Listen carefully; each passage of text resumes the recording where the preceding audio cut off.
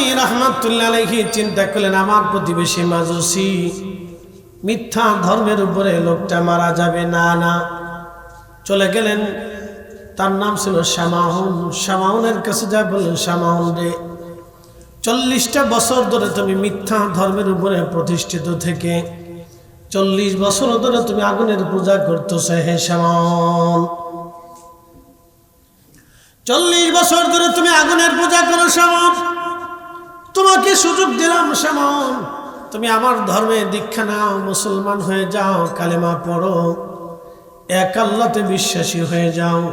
শামাউন ডাকতে বলল, বাইজিদ, 40টা বছর আমি আগুনের পূজা করলাম, শুধু পূজা করি নাই, আমি আগুনের পূজাছি, পূজারী মাজুসি ধর্মের প্রধান। আমি ধর্মের ধর্মগুরু, তুমি আমাকে তোমার ধর্মে দীক্ষা নিতে বলতেছ। এরে বাইজিদ, আমি কি করে বুঝবো তোমার ধর্ম সত্য আর আমার ধর্ম মিথ্যা? বাইজিদ বলল, তাহলে কি প্রমাণ তুমি চাও? তখন ওই শামাউন ডাক দেয়, বলল, বাইজিদ, তোমার ধর্ম সত্য, তুমি প্রমাণ সাবমিট করো। বাইজিদ বুস্তামি বললেন, শামাউন, তুমি মুমূর্ষু, মৃত্যুর শয্যায় অসুস্থ, তো তুমি যে কোনো সময় মারা যাবা। শামাউন রে, তাহলে একটা কাজ করো, তুমি যেহেতু প্রমাণ চাও আমার ধর্ম সত্য না মিথ্যা, শামাউন এক কাজ করো, তুমি আগুনের মধ্যে হাত দাও, আমি আগুনের মধ্যে হাত দিয়ে দেখি, যার হাত আগুনে পোড়াই দিবে তার ধর্ম মিথ্যা, যার হাত আগুনে পোড়াবে না তার ধর্ম সত্য। শামাউন কে, হ্যাঁ ঠিক আছে। তো বাইজিদ বুস্তামি বললেন, তাহলে তুমি হাত দাও, তুমি যে আগুনের পূজা করছো ওই আগুনেই হাত দাও। তুমি তোমার মন্দিরে যে আগুন জ্বালায় রাখছো, তুমি ওই আগুনের ভিতরে হাত দাও। শামাউন মনে মনে চিন্তা করে, 40 বছর ধরে আগুনের পূজা দিলাম, জিন্দিগিভর পূজা দিল তো আগুন আমার খাতির করতো না, তা আমি যদি আগে হাত দিই তাহলে আমার হাত পুড়ে যাবে না। আগে বাইজিদ হাত দিক, আগুন তার বাইজিদের খাতির করতো না। কিন্তু শামাউন জানে না, ওলিদের দৌড় আল্লাহর আরশ পর্যন্ত। কথা বলেন ঠিক কিনা? এটা শামাউন জানে না যে আউলিয়া কিরামের দৌড় আল্লাহর আরশ পর্যন্ত, আল্লাহ পর্যন্ত তারা দৌড়ায়, ইয়া রাব, রবের সাথে তাদের সরাসরি হট কানেকশন, এটা ও জানে না, এই বিদ্যা তার কাছে নাই। তো শামাউন বলল, বাইজিদ তুমি আগে হাত দাও। তো বাইজিদ বুস্তামি তার সালাকি বুঝছে, তো সালাকি করুক, ওলিদের কাছে তার সালাকি চলে না। আল্লাহর ওলি বাইজিদ বুস্তামি রাহিমাহুল্লাহ সেই দিন তিনি আগুনের মধ্যে বিসমিল্লাহ বলে হাত ঢুকিয়ে দিলেন, আগুন জ্বলে। বাইজিদ বুস্তামির হাত আগুনের মধ্যে, আগুন জ্বলে, কিন্তু হাত জ্বলে না, হাত পড়ে না। দীর্ঘ সময় হাত ধরে রাখলেন বাইজিদ। শামাউন দেখো, হযরত বাইজিদ বুস্তামি রাহিমাহুল্লাহ হাত বের করে নিয়ে আসলেন। শামাউনকে বললেন, শামাউন তুমি আবার আগুনের মধ্যে হাত দাও। বাইজিদ বুস্তামিকে শামাউন বলল, বাইজিদ 40 বছর ধরে আগুনের পূজা করলাম, 40টা বছর ধরে আগুনকে সেজদা দিলাম, ক্ষুধা মনে করে ভাবলাম 40 বছর তাকে ভজলাম, 40 বছর ধরে তার পূজা দিলাম, 40টা বছর ধরে তার ক্ষুধা মনে করলাম। বাইজিদ জীবনটা আমার মিথ্যা হয়ে গেল। বাইজিদ আগুনের মধ্যে তুমি হাত দিলা, তোমার হাত আগুনে পড়ল না। বাইজিদ তাহলে বলো, আমার আর বোঝার বাকি নাই, তোমার ধর্মই সত্য। বাইজিদ এটা কি করে সম্ভব হলো? বাইজিদ বুস্তামি ডাক দিয়ে বলেন, শামাউন তুমি 40 বছর ধরে আগুনকে সেজদা দিয়েছ, আমি একটা মুহূর্তের জন্য কখনো আগুন সেজদা দেই নাই। আমি আগুনের স্রষ্টা আমার রব, আমার আল্লাহকে সেজদা দিয়েছি। আমি আমার এক মাবুদের সামনে মাথা নত করেছি, আমি ওই মালিকের হুকুম মানে চলেছি। 40 বছর ধরে আমি ওই মালিকের ইবাদত করি, যার কারণে আগুন আল্লাহ আমার নিয়ন্ত্রণের মধ্য দিয়ে দিলেন। হে শামাউন, তুমি যদি আল্লাহকে খুশি করতে পারো, এই আগুন তোমার জন্য আল্লাহ সহনশীল বানিয়ে দেবে। বাইজিদ বুস্তামিকে শামাউন বলল, বাইজিদ আর দেরি করো না, মরণের আগে তোমার ওই কালেমা ধর্ম দীক্ষা দিয়ে দাও, লা ইলাহা ইল্লাল্লাহু মুহাম্মাদুর রাসূলুল্লাহ সাল্লাল্লাহু আলাইহি ওয়াসাল্লাম। বাইজিদ বুস্তামি চ্যালেঞ্জে জিতে গেলেন। ইব্রাহিম আলাইহিস সালাম চ্যালেঞ্জ দিলেন, আগুনে ফেলে দিলে আগুন জ্বলতে লাগলো। শুধু ইব্রাহিম আলাইহিস সালাম, সাহাবীদের জমানাতে এক আশ্চর্য ঘটনা ঘটল ইয়ামানে। সেই দিন যদি আবু মুসলিম আল খাওলামি ইয়ামানে আগুনে পুড়ে যায়, তাহলে ইয়ামানে আজ মুসলমান হয় না। সেই দিন যদি বাইজিদ বুস্তামি হাত আগুনে পুড়ে যায়, তাহলে ইরানের আর যে দশা হয় না। আজকে যদি শাহজালাল ইয়ামিনী মুজাদ্দিদি জাই নামাজ দিয়ে সুরমা নদী পার না হতে পারে, তাহলে আজকের এই কালেমার শাহাদ বাঙালির নসিব হয় না। খাজা বাবা আজমিরি রাহিমাহুল্লাহ যদি পানিপথ থেকে ধুলি পানিপথে নিক্ষেপ করতে না পারতেন আজমির থেকে, তাহলে আজ মুসলমান ভারত হয় না। মুজাদ্দিদ আল ফিসানি সেরহিন্দি ফারুকি রাহিমাহুল্লাহ যদি সিংহের খাসার ভিতরে নামাজ সেদিন পড়তে না পারতেন, তাহলে দ্বীন ইলাহি প্রতিষ্ঠিত হয়ে ইসলাম ধ্বংস হয়ে যেত। আজ ইসলাম খুঁজে পাওয়া যেত না। যুগে যুগে যুগে যুগে এরকম ঘটনা ঘটছে। মিশরে যদি হযরত ওমর রাদিয়াল্লাহু আনহুর চিঠি যদি মিশরের নীল নদের পানি এনে দিতে না পারতো, তাহলে আজকে মিশরে মুসলিম পেতেন না। সারা জীবনে মিশরীরা কুমারী নারী নীল নদের পারে জবাই করত। আমাদের ধর্ম বহুবার চ্যালেঞ্জের সম্মুখীন হয়েছে, আর এই বহু চ্যালেঞ্জ আউলিয়া কেরামের মাধ্যম দিয়ে আল্লাহ রাব্বুল আলামিন উত্তীর্ণ করেছে। কঠিন কঠিন চ্যালেঞ্জের সম্মুখীন ইসলাম হয়েছে, যে চ্যালেঞ্জ থেকে আমাদের এই গতানুগতিক বিদ্যা তাদেরকে বের করে আনা সম্ভব ছিল না, কখনোই সম্ভব ছিল না। আউলিয়া কেরামের আধ্যাত্মিক ক্ষমতা ব্যতীত। প্রিয় উপস্থিতি, আবু মুসলিম আল খাওলামি রাহিমাহুল্লাহ ইয়ামানের ভণ্ড নবীর লোকেরা আবু মুসলিমকে ধরে নিয়ে গেল। হযরত আবু বকর সিদ্দিক তখন ইয়ামান দেশে কোনো সেনা পাঠাইতে পারেন নাই। মুসলিম সেনারা পৃথিবীর অন্য অন্য দেশে ভণ্ড নবী নিবৃত করার চেষ্টা করতেছিলেন। আবু মুসলিম আল খাওলামি রাহিমাহুল্লাহ ইয়ামানে একা একা কালেমার দাওয়াত দেন। ভণ্ড নবীর লোকরা প্রচুর পরিমাণে তাকে ধরে নিয়ে গেল। তারা আগুন জ্বালে আবু মুসলিমকে আগুনের মধ্যে পোড়াবে। আবু মুসলিম চ্যালেঞ্জ দিলেন, হে ভণ্ড নবীর লোকেরা, তোমরা যদি আমাকে আগুনের মধ্যে পোড়াইতে পারো, তাহলে আমার নবীর ধর্ম মিথ্যা, আর যদি আগুন আমাকে না পোড়ায়, তাহলে আমার রসুলেরটা সত্য, তোমাদেরটা মিথ্যা। একসাথে বলেন আল্লাহু আকবার। না না, হয় না, আওয়াজ তোলে, জোরে বলে। তারা আগুনে ঝাঁপ দিতে পারছে, আর আপনি আল্লাহু আকবার বলতে পারবেন না। একসাথে বলেন আল্লাহু আকবার। তারা আগুনে ঝাঁপিয়ে পড়েছে মৃত্যুকে সামনে নিয়ে, সত্যকে প্রতিষ্ঠিত করার জন্য। তারা আগুনে ঝাঁপিয়ে পড়েছে হককে প্রতিষ্ঠিত করার জন্য। আবু মুসলিম বলেন, এই কাফেরের দল, তোরা আমাকে আগুনে ফেলে দে, যদি আমার ধর্ম মিথ্যা হয় তা আগুন আমাকে পুড়িয়ে দিবে। যদি আমার রাসূল আখিরি নবী হয়, তাহলে আমার আগুন, এই আগুন আমাকে পোড়াবে না, তোদেরটা মিথ্যা। ওরা হাত পা বেঁধে হযরত আবু মুসলিম আল খাওলামিকে আগুনের মধ্যে ছেড়ে দিল। লক্ষ লক্ষ মানুষ এই দৃশ্যের সাক্ষী। আগুন জ্বলে, কিন্তু আবু মুসলিম জ্বলে না। একসাথে বলি আল্লাহু আকবার। আচ্ছা বলেন, আগুন যখন জ্বলে তখন আগুনের ভিতরে কি অক্সিজেন থাকে? আপনি একটু বিজ্ঞান দিয়ে ব্যাখ্যা করেন, আগুনের ভিতরে কোনো অক্সিজেন? তাহলে আবু মুসলিম আল খাওলামি ঘন্টার পর ঘন্টা আগুনের মধ্যে অক্সিজেন ছাড়া কিভাবে বেঁচে রইল? আল্লাহু আকবার। এই জন্য আউলিয়া কেরামের কিছু কারামত আছে যেগুলি শরীয়ত দিয়ে বিজ্ঞান দিয়ে ব্যাখ্যা করা যায় না। এগুলি বিজ্ঞানের ব্যাখ্যায় আসে না। এইগুলি আল্লাহ প্রদত্ত ক্ষমতা। হাজিরিন, খুবই মনোযোগের সাথে শোনেন। হযরত আবু মুসলিম আল খাওলামি আগুনের মধ্যে আগুন জ্বলে, কিন্তু তিনি পড়ে না। মদিনার সংবাদ চলে আসলো, আবু মুসলিম আগুনে পড়ে নাই। ইয়ামানের ভণ্ড নবী নিপাত গেল। সমস্ত মানুষ দোহরা কালেমা পড়ল, হায় হায়, আমরা একটা মিথ্যার মধ্যে চলে গিয়েছিলাম, আল্লাহ আমরা হেফাজত করেছে। সেই দিন হাজার হাজার মানুষ তওবা করে ফিরে চলে আসলো। সেই দিন যদি আবু মুসলিম আল খাওলামি আগুনের মধ্যে পড়ে যাইতেন, তাহলে আজ হয়তো ইসলাম আমরা ইয়ামান এমন হতো না।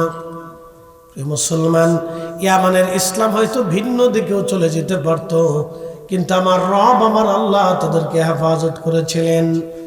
আবু মুসলিম মদিনায় আসলেন, হযরত ওমর থেকে জড়িয়ে ধরে হালান সাহালান দিয়ে চুমা খেতে লাগলেন আর বললেন, আবু মুসলিম এই উম্মতের ইব্রাহিমের মতো, এই উম্মতের ইব্রাহিম, আবু মুসলিম এই উম্মতের ইব্রাহিম। হ্যাঁ, সিলেটবাসী খুব মনোযোগ দিবেন। যুগে যুগে ইসলাম চ্যালেঞ্জের সম্মুখীন হয়েছে, আর আমার রব মুসলিমদেরকে চ্যালেঞ্জ থেকে উত্তীর্ণ করেছেন। সবাই বলে আমার ধর্ম মিথ্যা, আমার ধর্ম হক, বাকি ধর্মগুলি মিথ্যা। আমাদেরকে ইসলাম শিখিয়ে দিল হাতে নাতে, হাতে কলমে প্রমাণ দিয়ে। আল্লাহ সাবমিট করে দিল, দেখো আমারটা সত্য, বাকি সব ধর্মগুলি মিথ্যা। এই কুরআন আল্লাহর ঐশী কালাম, আল্লাহর জবান নিঃসৃত কালাম, দুনিয়ার কোনো ব্যক্তি কোনো মানব রচিত কালাম না, এটা সরাসরি আমার রব আমার নবীর কালবে পাঠিয়েছেন। একসাথে বলবেন আল্লাহু আকবার, আরো জোরে। আমি একটা সূত্র আপনাদেরকে দিতেছি। এই কোরআন কার কালাম? কে বলেছে? কি করে জানেন এটা আল্লাহর কালাম? বলেন। এই যে একজন উত্তর দিছে, আল্লাহ রসুল বলছেন এটা আল্লাহর কালাম, এই জন্য আমরা জানি এটা আল্লাহর কালাম। সূত্র সহজ, একেবারে পানির মতো পরিষ্কার। আপনি কি করে জানেন এটা আল্লাহর কালাম? প্রমাণ দেন। আপনি কি করে জানেন এটা আল্লাহর কালাম? আপনি প্রমাণ দেন। আমাদের প্রমাণ, আমাদের রসুল বলেছেন আলিফ লাম মিম আল্লাহর কালাম, আমরা বিশ্বাস করছি আল্লাহর কালাম। কথা ঠিক কিনা? আমার রসুল বলেছেন যালিকাল কিতাবু লা রাইবা ফীহি হুদাল লিল মুত্তাকিন, এটা আল্লাহর কালাম। সাহাবায়ে কেরাম বলেছেন লা শাক্কা লা রাইবা, এটা আল্লাহর কালাম। আমার রসুল বলেছেন বুনিয়াল ইসলাম আলা খামসিন শাহাদাতি আল্লাহ ইলাহা ইল্লাল্লাহ ওয়া আশহাদু আন্না মুহাম্মাদান আবদুহু ওয়া রাসূলুহু ওয়া ইকামিস সালাহ ওয়া ইতাইজ যাকাত ওয়াল হজ্জ ওয়া সাওমি রমাদান, এটা আমি রসুলের কালাম। সব সাহাবীরা কহে এটা আপনার কালাম। আমার রসুল আল্লাহর নবী বললেন, আল্লাহ কোরআনে বলছেন তোমরা আকিমুস সালাতা ওয়া আতুজ যাকাত, এটা আল্লাহর কালাম। তোমরা সালাত প্রতিষ্ঠিত করো, যাকাত দাও, এটা আল্লাহর কালাম। সাহাবায়ে কেরাম কহে এটা আল্লাহর কালাম। একসাথে বলবেন না মারহাবা? রসুল যেটা বলছে এটা আমার কালাম, সাহাবীরা কহে এটা আপনার কালাম। রসুল বলছেন এটা আল্লাহর কালাম, সাহাবীরা কহে এটা আল্লাহর কালাম। বুঝতে পারছেন? এই জন্য কোরআন আল্লাহ জানিয়ে দিলেন আতিউল্লাহ, আল্লাহর ইত্তেবা করো, ও আতিউর রাসূল, আমার রাসূলের ইত্তেবা করো। এই কোরআনই আল্লাহ আবার বলে দিলেন মাইয়ুতির রাসূলা ফাকাদ আতা আল্লাহ, আমার নবীর ইত্তেবা হইলেই আমি আল্লাহর ইত্তেবা হয়ে যাবে। একসাথে বলবেন আল্লাহু আকবার। নবী মানো। এই জন্য আমরা সুন্নিরা বিশ্বাস করি নবী পাইলে আল্লাহ পাওয়া হয়, নবী মানলে আল্লাহ মানা হয়, রসুলকে খুশি করলে আল্লাহ খুশি করা হয়। আমরা সুন্নিদের ধারণা বিশ্বাস হচ্ছে রসুলকে খুশি করতে পেলে আল্লাহকে খুশি করা হয়, নবী পাইলে আল্লাহ পাওয়া হয়ে যায়। এই জন্য আমরা আকাবির যারা ছিলেন তারা সারা জীবন রসুলের গোলামি করে গেছেন। এই জন্য আল্লামা ইকবাল রহিমাহুল্লাহ জবাবে শিকওয়াতে লিখে দিয়েছেন, কে ওয়াফা তুনে মোহাম্মদ সে तू हम तेरे हैं, ये जांच जी किया लौह कलम तेरे हैं।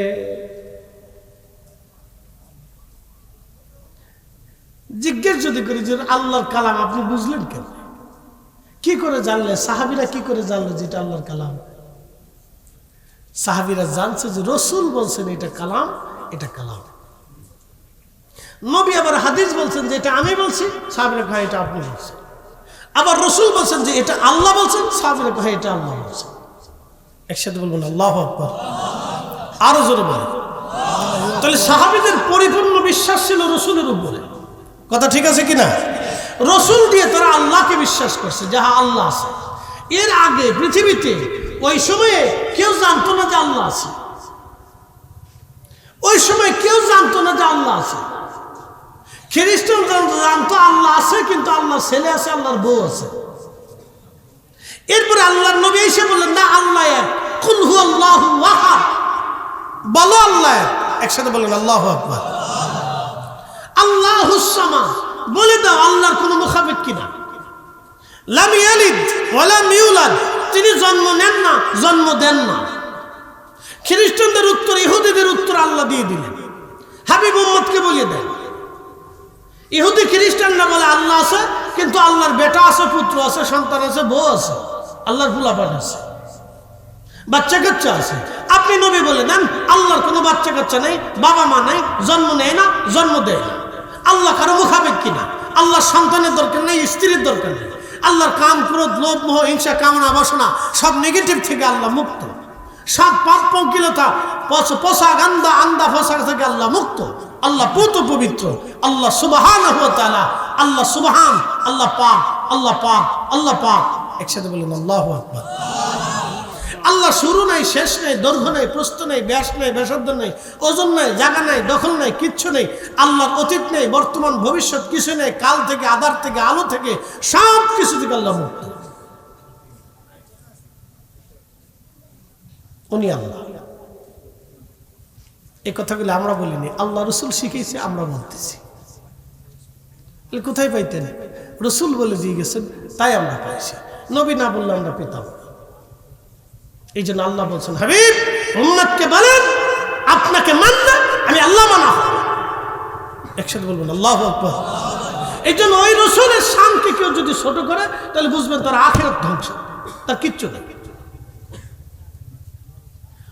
ওই নবীর শানকে কেউ যদি ছোট করে, তাহলে বুঝবেন তার আখিরাত ধ্বংস, তার কিচ্ছু নেই, শেষ। সে আন্দা গান্দা পচা, তার জীবনে কিছু নেই। আপনাকে সহজ ভাষায় সাবলীলভাবে যুক্তি তর্ক দিয়ে বোঝাইলাম। প্রিয় উপস্থিতি হাজিরিন,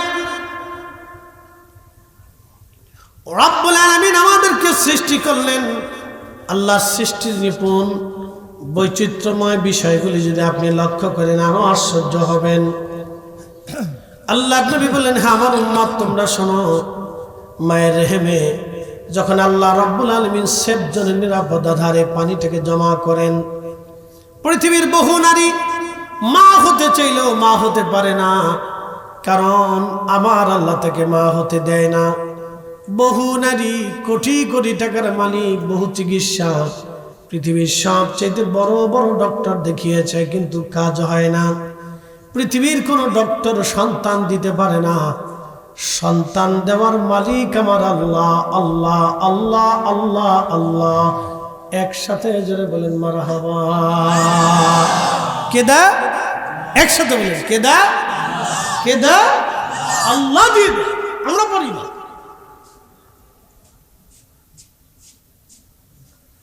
সেবজনের ভিতরে পানি জমা হলো 40 দিন, রক্তপিণ্ড করলেন আমার আল্লাহ। এরপরে আমার রব আমার আল্লাহ ওই পানিটাকে আরো 40 দিন ওই রক্তপিণ্ডটাকে আমার আল্লাহ রিফাইন করেন। রিফাইন করতে করতে করতে করতে আরো 40 দিন পার হলো, গোশতের টুকরা হয়ে গেল। ওই গোশতের টুকরাটাকে আরো 40 দিন পর্যন্ত রিফাইন করতে করতে অস্থিপুঞ্জি হলো। আল্লাহ এর উপর চামড়া দিলেন, গোশত দিলেন, রগ দিলেন, যেখানে যেটা দেওয়ার দরকার আল্লাহ ধীরে ধীরে সেটা দিলেন। মায়ের রেহেমের মধ্যে ধীরে ধীরে ধীরে ধীরে আল্লাহ দিলেন। 120 দিনের মাথায় যখন 120 দিন হয়, তখন 120 দিনের সময় আমার আল্লাহ রূহ নামক ইঞ্জিনটা আমাদের বডির মধ্যে আল্লাহ জিব্রাইলকে দিয়া ফুকায়ে দেন। আরো জোরে বলেন আল্লাহু আকবার। আল্লাহ তার ফেরেশতা দিয়ে আমাদের এই বডির ভিতরে আল্লাহ রূহ নামক ইঞ্জিনটা দিয়ে দেন। এই জন্য বডির সাথে আল্লাহর কোনো বক্তব্য নাই, বডির সাথে আল্লাহর কোনো হিসাব কিতাব নাই। আল্লাহ হিসাব নেবে রূহের সাথে। এই জন্য আল্লাহ ডাক দেনিয়া আয়াতুহান নাফসুল মুতমাইন্না তুরজিই ইলা রাব্বিকি রাদিয়াতাম মারদিয়া। হে নফসে মুতমাইন্না, প্রশান্ত আত্মা, তুমি আমি আল্লাহর হুকুম মেনে মেনে চলছো। আমার কোরআনের হালালকে হালাল মেনেছ, কোরআনের হারামকে হারাম মেনেছ, কোরআনের আইনকে নিজের জীবনে আইন মেনেছ, আমার রসুলের সুন্নাহ আদর্শকে নিজের জীবনে বাস্তবায়ন করেছ। হে নফসে মুতমাইন্না, আসো, প্রশান্ত আত্মা, আমি তোমার উপরে খুশি। ইরজিই, ফিরে আসো তুমি আল্লাহু আকবার। কি করো? তুমি ফিরে চলে আসো, ইরজিই, আসো, ইলা রাব্বিকা রাদিয়াতাম মারদিয়া, আমি খুশি, আমি তোমারে দুনিয়াতে পাঠাইছিলাম, তুমি আমার আইনগুলি মানছো, আসো আসো, তুমি চলে আসো। তখন এই দেখবেন আল্লাহর পেয়ারা মেহবুব বান্দারা, বুজুর্গারা যখন ইন্তেকাল করে, তখন সে নিজেও বুঝতে পারে না কখন মারা যাচ্ছে। মায়ের কোলে মা যেমন বাচ্চাকে দুলিয়ে দুলিয়ে আমাদেরকে ঘুম পাড়িয়েছে, ঠিক ওই রকম আপনি ঘুমিয়ে পড়বেন, আর কপাল থেকে তখন ঘাম আসতে থাকবে। বুজুর্গ ইন্তেকালের পরে তার নিদর্শন দেখবেন, কপাল থেকে ঘাম আসতে থাকবে। বুঝে যাওয়াটা জরুরি। আল্লাহর বডির সাথে কোনো বক্তব্য নেই, এই বডির সাথে, স্ট্রাকচারের সাথে এদের কোনো বক্তব্য আল্লাহ নেই। আল্লাহর বক্তব্য হচ্ছে ইঞ্জিনের সাথে। তোমাকে পাঠিয়েছিলাম, তোমাকে পাঠিয়েছি, ইরজিই, ফিরে আসো, ইলা রাব্বিকা রাদিয়াতাম মারদিয়া, তুমি আমি আল্লাহর দেওয়া আইন বিধানগুলি মানছো, কষ্ট করছো, ক্ষুধার্ত থাকছো কিন্তু হারাম খাও নাই, তুমি না খেয়ে থাকছো কিন্তু হালাল ছাড়ো নাই, তুমি সারা রমজানে রোজা রাখছো দিনের ভাগে কিন্তু তুমি খাও নাই, তুমি ক্ষুধার যন্ত্রণায় তৃষ্ণায় কষ্ট হয়েছে। হে বান্দা, তুমি রাত জেগে ইবাদত করছো, আমাকে সেজদা দিয়েছো, আসো। তুমি গীবত, শেখায়েত, তহমত, ফাহিশা কাজ, দুনিয়াবি কুকর্ম অকর্ম থেকে তুমি দূরে থেকে আমি আল্লাহকে খুশি করছো, আসো, ইলা রাব্বিকা রাদিয়াতাম মারদিয়া, তুমি আমার সন্তুষ্টির দিকে আসো, আমি তোমার উপর খুশি হয়ে গেছি, আসো আসো, ফাদখুলি ফি ইবাদি ওয়াদখুলি জান্নাতি, তুমি আসো আমার ইবাদত গুজার বান্দাগুলি যে জান্নাতের ভিতরে, তুমি চলে আসো, তোমাকে ওই জান্নাতে জায়গা করে দেব। আরো জোরে বলেন সুবহানাল্লাহ, সুবহানাল্লাহ। 120 দিনের মাথা মায়ের রহিম আল্লাহ আমরা পাঠাইছি, 120 দিনে, ঠিক 120 দিন, একদিন আগেও না পরেও না, ঠিক 120 দিন আল্লাহ পাঠিয়েছে। 120 দিনে পাঠিয়ে দিয়ে আল্লাহ লিখে দিয়েছে, জিবরাইল 60টা জিনিস আমার বান্দার জন্য তুমি লিখে দাও। 1 নম্বর, সে কতদিন পৃথিবীতে বেঁচে থাকবে, কত মাস, কত দিন, কত মিনিট, কত সেকেন্ড, তুমি এটা লিখে দাও। এই জন্য ওই নির্দিষ্ট তারিখ আসার পরে আমাদের মৃত্যু হবে, আগে হবে না পরে হবে না। একসাথে বলুন আল্লাহু আকবার। লেখছে কে? আল্লাহ। জোরে বলুন, কে লেখছে? আল্লাহ। নির্দিষ্ট টাইম লেখা হয়ে গেছে। জিবরাইল, আমার বান্দার জন্য 4টা জিনিস তুমি লেখো, 4টি জিনিস আমার বান্দার জন্য তুমি লেখো। আমি আল্লাহ কবে তাকে পাঠাইলাম? আমি তো তাকে পাঠিয়েছি, কিন্তু সে আমার কাছে ফিরে চলে আসবে। যেই দিনটা চলে আসবে সেই দিনটা নির্দিষ্ট করে দিয়ে দিলাম, অমুক দিন এতটা বছর, 65 বছর 5 মাস 6 দিন, এত মিনিট, এত সেকেন্ডে আমার বান্দা আমার কাছে ফিরে আসবে। এতটা টাইম আমি আমার বান্দার জন্য বরাদ্দ করলাম। কারো 40 বছরে বরাদ্দ হলো, কারো 60 বছর বরাদ্দ হলো, কারো 80 বছর বরাদ্দ হলো, কারো 100 বছর বরাদ্দ হলো, কারো 10 মাস বরাদ্দ হলো, কেউ 10 দিন বরাদ্দ হলো, কারো 10 মিনিট বরাদ্দ হলো। আহা, আল্লাহর ইচ্ছা। আমাদের এখানে কিচ্ছু করেন না। সন্তান পৃথিবীতে আসে, 10 মিনিট পরে মরে যায়, আল্লাহ তার জন্য ওই 10টা মিনিট বরাদ্দ করে, আমার বান্দার জন্য 10টা মিনিট বরাদ্দ করে দাও। আমরা এখানে অসহায়, পৃথিবীর সব অসহায়।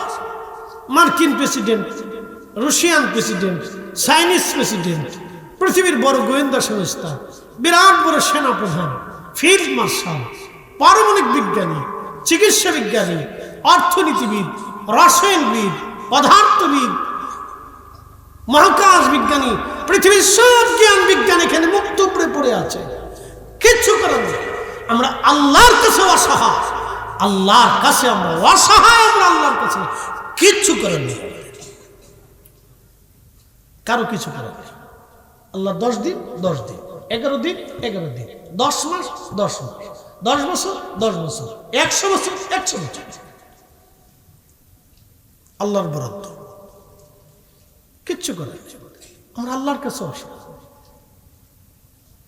আমরা মাঝে মধ্যে দুনিয়াতে নিজেকে অনেক বড়ত্ব, অনেক কিছু সেই কিছু মনে করি। শয়তান আমাদেরকে ধোঁকা দিয়ে ওদিকে নিয়ে চলে যায়। আমাদের কিচ্ছু নেই, সব ওনার নিয়ন্ত্রণে। কি আল্লাহর সৃষ্টির বিচিত্র! আল্লাহর আপনি লক্ষ্য করলে চিন্তা করতে, এগুলো ফিকির করতে হয়, চিন্তা করতে হয়। এগুলি মাঝে মধ্যে আমাদের চিন্তা করা উচিত যে আমরা মানুষ হিসেবে আল্লাহ আমাদের পাঠাইছে, কি জন্য পাঠাইলো, কেন পাঠাইলো, কেন আসলাম, আমরা কেন মানুষ হলাম। আল্লাহ ভিন্ন কোনো জাতি করে পাঠাইতে পারতেন, আমরা আল্লাহ মানুষ করে বানাইছেন। কেন পাঠাইছেন? এই নফসের সাথে আল্লাহর কথা হবে, রুহের সাথে আল্লাহর কথা হবে, বডির সাথে আল্লাহর কোনো বক্তব্য নাই। আল্লাহ বলবে তোকে পাঠিয়েছিলাম, কি করেছিস বল, তুই কি করেছিস? তোকে তো পাঠিয়েছিলাম আমি আল্লাহ, আদর করে সৃষ্টি করে বানিয়ে পাঠিয়েছি, দুনিয়াতে তোকে আদর করে যত্ন করে রাখছি। আমার জন্য কি পাঠিয়েছিস আর তোর নিজের জন্য কি নিয়ে আসছিস বল বান্দা। সাম্মা তুরাদ্দুনা ইলা আলিমিল গায়ব, ফিরে যাব আল্লাহর কাছে।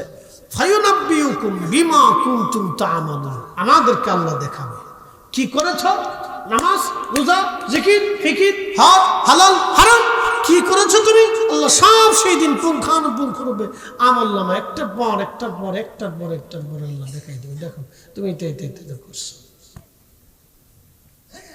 সনাতনীরা বিশ্বাস হলো আবার আসিব ফিরে ধানসিঁড়ি চিত্তিরে নবান্নে বাংলায়, হয়তো শালিকের বেশে, না হয় কাউয়ার বেশে, না কুত্তার বেশে, না বিড়ালের বেশে। তাদের বিশ্বাস যে আমরা আবার ভগবান আমাদেরকে পৃথিবীতে পাঠাবে, কিন্তু আমাদের বিশ্বাসে আর ফিরে আসার কোনো সুযোগ একসাথে বলছে জোরে বলে আরো জোরে। যদি সুযোগ থাকতো তাহলে আমাদের রসুলের চাইতে মর্যাদাওয়ালা কেউ নাই। কথা ঠিক আছে না ভাই? যদি সুযোগ থাকতো তাহলে আমাদের রসুলের মতো পৃথিবীতে সুপ্রিম পাওয়ার আর কোনো নাই। পৃথিবীতে যদি আল্লাহ কাউকে সর্বোচ্চ সুপ্রিম পাওয়ার দিয়ে থাকে তিনি আমাদের রসুল। কথা ঠিক আছে না? যার ইশারায় আকাশের চাঁদ দ্বিখণ্ডিত করে দেখিয়েছে আল্লাহ, যার ইশারাতে সূর্য উদিত হয়েছে, যাকে পবিত্র মেরাজের মাসে, রজবের মাসে আল্লাহ দাওয়াত দিয়ে নিয়েছে। আচ্ছা বলেন, আজকে যে আমি আসছি, আমি কি ইচ্ছা করে আসছি না আপনাদের দাওয়াতে আসছি?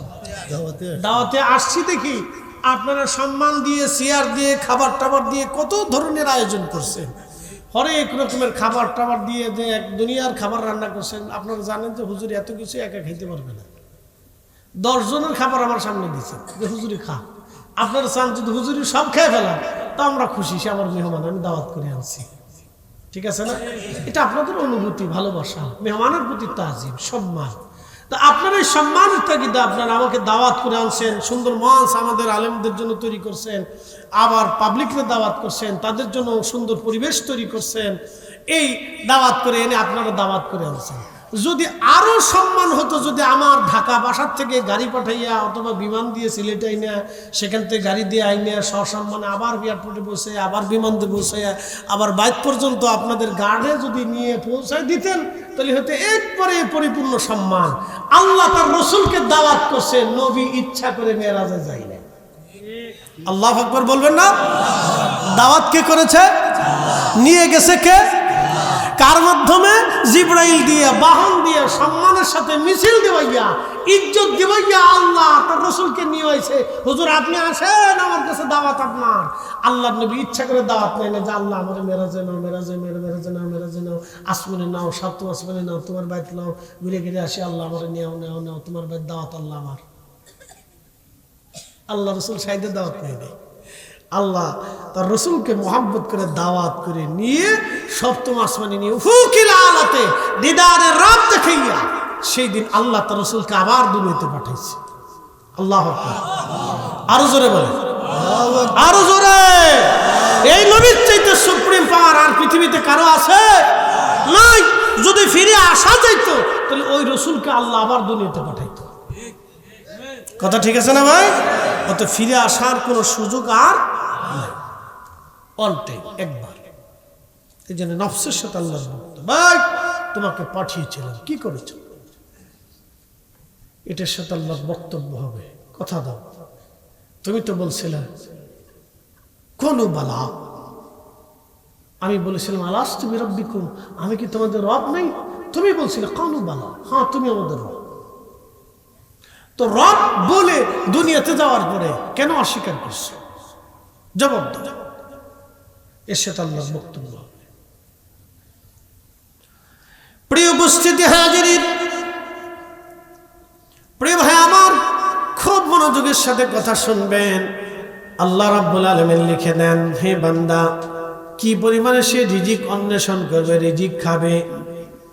আমার বান্দার জন্য তুমি লিখে দাও কয়টা ভাতের দানা, কয়টা মাছ, কয়টা গোশতের, কতটুকুন তরকারি, কতটুকুন খাবার আমার বান্দা খাবে, তুমি লিখে দাও। আপনার ব্যাংকে হাজার হাজার কোটি টাকা থাকবে, কিন্তু আপনি খেতে পারবেন না, কারণ আল্লাহর বাজেটে খাবার নাই। এই জন্য যারা সরকারি টাকা চুরি করে বিদেশে বাড়ি বানায়, এদের মতো বলদ পৃথিবী তার একটাও নাই। কি কথা কন না কেন? যারা জনগণের টাকা মাইনে দিয়ে বেগম পাড়া বাড়ি বানায়, সুইজারল্যান্ডের বিশ্ব ব্যাংক নাকি সুইস ব্যাংকে টাকা পাচার করে, এদের মতো বলদ পৃথিবীতে একটাও নাই। সে খেয়ে যেতে পারবে না। আল্লাহ যা খাইতে যতটুকুন লিখেছে ততটুকুনি খেতে পারবে, এর বেশি খেতে পারবে না। এক দানাও বেশি খেতে পারবে না, এটা বলদ। এই জন্য দোয়াতে বলতে হয়, আল্লাহ তুমি আমরা উত্তম রিজিকের ব্যবস্থা করো। কোটি কোটি টাকা থাকলে সে খেতে পারে না, আল্লাহর বরাদ্দে থাকা লাগবে। এই জন্য আল্লাহর কাছ থেকে চাইছে দিতে, আল্লাহ উত্তম রিজিক দাও, দুনিয়াতে দাও, আখিরাতে দাও। নবীজি কোরআনে দোয়া শিক্ষা দিয়ে দিছে, রব্বানা আতিনা ফিদ দুনিয়া হাসানাতাও ওয়া ফিল আখিরাতি হাসানাতাও ওয়া কিনা আযাবান্নার। দুনিয়ার হাসানা দাও, আখিরাতের হাসানা দাও, দুনিয়ার হাসানা দাও, আখিরাতের হাসানা দাও। দুনিয়াতে সুখ দাও, আখিরাতে মাপ দাও, দুনিয়াতে সুখ দাও, আখিরাতে মাপ দাও, দুনিয়াতে সুখ দাও, আখিরাতে মাপ দাও। মারহাবা কর। আল্লাহ শিখেছে, এই জন্য বেশি বেশি এই দোয়া করবেন। আবার দোয়া করেন না আল্লাহ দুনিয়াতে বেশি বেশি শাস্তি দাও, আখিরাতে মাফ করে দাও, এটা করেন না। কিন্তু দুনিয়াতে নাও কান্দাইয়া, আখেরে কান্দায় না, এটা কইেন না, এটা কইেন না, সাবধান। আল্লাহ এটা কইতে নিষেধ করছে। আল্লাহ কইছে রব্বানা আতিনা ফিদ দুনিয়া হাসানা, দুনিয়ার হাসানা দাও, দুনিয়াতে হাসানা দাও, দুনিয়াতে সুখ দাও, দুনিয়াতে সুখ দাও, টাকা দাও, পয়সা দাও, খাবার দাও, দাবার দাও, ভালো খাবার দাও, আল্লাহ সন্তান দাও, সন্তান দাও, সুখ দাও, আল্লাহ দুঃখ দিও না। ফিল আখিরাতে হাসানা, আখিরাতে মাফ করে দাও, জান্নাত দাও, মাফ দাও, জান্নাত দাও, মাফ দাও, জান্নাত দাও। মারহাবা কন। আল্লাহ যেটা শিখেছে আমরা সেটা করি, উল্টাটা কর দরকারটা কি? উল্টা বলার দরকার নাই তো। আল্লাহ যেটা শিখেছে এটা কর, উল্টা বলার দরকার নাই। এই জন্য আল্লাহ রাসূল দোয়া করতে, রব্বানা আতিনা ফিদ দুনিয়া হাসানা, আল্লাহ দুনিয়াতে হাসানা দাও, দুনিয়াতে সুখ দাও, শান্তি দাও। আমরা দুনিয়াতেও শান্তি চাই, আখিরাতেও চাই, দুনিয়াও চাই, আখিরাতও চাই। আল্লাহ দুনিয়াটাও দাও, আখিরাতও দাও। আর বিশেষ বিশেষ বুজুর্গ ওলি যারা ছিলেন, তারা আল্লাহর সাথে প্রেম করতেন। ওই স্তরে আমরা নাই, ঠিক আছে না নি? তারা আর আল্লাহর সাথে প্রেম ছিল আলাদা প্রেম, এটা একবারে তাকওয়ার সর্বোচ্চ স্তর। ওই স্তরে আমরা সবাই নাই। এই জন্য আমরা সবার লেগে আল্লাহ বলছে রব্বানা আতিনা ফিদ দুনিয়া হাসানা, দুনিয়া চাও, দুনিয়া চাও, দুনিয়াতে সুখ চাও। কোটি কোটি টাকা থাকলে সুখ হয় না। হাজার হাজার কোটি টাকার মালিক পোলা মদ খায়, মদ খাইয়ে বাড়ি যায়, সে বাপের কয়ে বিয়ে বালা আসেনি। কি কথা কর না কেন? কথা খারাপ কিছু ভাই? আমার এলাকায় একজন কোটি কোটি টাকার মালিক হঠাৎ করে আঙুল খুলে কলা গাছে ইন্ডাস্ট্রি করলো। আন ফুলাই ফিটায়, মাইয়ে ফিটায়, বউ ফিটায়, ফুলাই ফিটায়, মাইয়ে ফিটায়, বউ ফিটায়, ফিটানির ছোটে শেষ পর্যন্ত বলাপাল থুয়ে নিজে নিজে একা একা এখন বাসা নিয়ে বোমা, শান্তি নেই।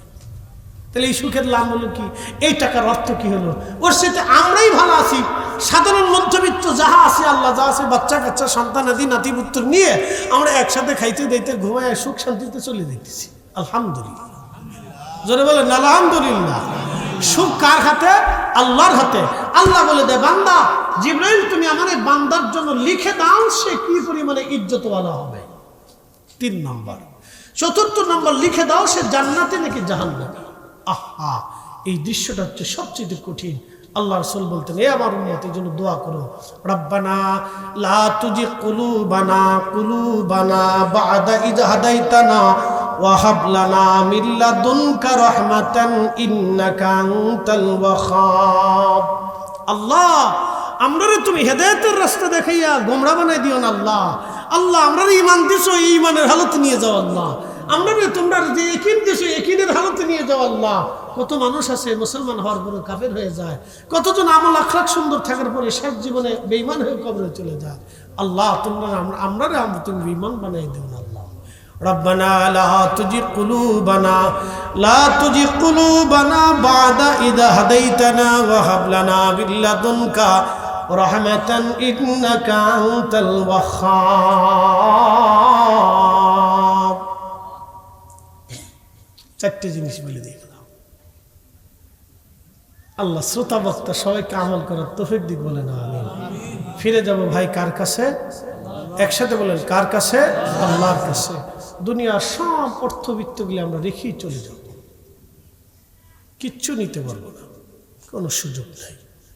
দুইটা জিনিস নিতে হবে, ঈমান আমল। ঈমান আমল। আমাদের বডির সাথে আল্লাহর বক্তব্য হবে না, নফসের সাথে আল্লাহর বক্তব্য হবে।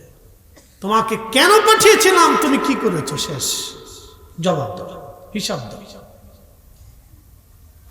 আমি এক পেয়ালা পানি পান করেছি, চা খেয়েছি, যদি আল্লাহ হিসাব চায় তা আমি শেষ। এই জন্য আল্লাহ রসুল বলতেন উম্মাহ তোমরা বিনা হিসাবে আল্লাহর কাছে মাপ চাও। এই জন্য আল্লাহ নবী 70 বার ইস্তিগফার করতেন। নবীজির কোনো গুনাহ ছিল না, তিনি পাপ পঙ্কিলতা মুক্ত, একবার আইব মুক্ত, ত্রুটি মুক্ত, খাতা মুক্ত, মাসুমের পরে মাসুম যদি কেউ থাকে তাহলে রসুল ছিল। মাসুমের উপরে যদি কেউ মাসুম থাকে, সর্বশ্রেষ্ঠ মাসুম আমার রসুল ছিলেন। তারপরও আল্লাহর সাথে 70 বার ইস্তেগফার করতেন, আল্লাহ ভুল হয়ে গেছে, আল্লাহ ভুল হয়ে গেছে। আমি আপনারা আমারে খাওয়াইছেন, আদর করে বাসায় রাখছেন, খাবার দাবার খাওয়ানোর পরে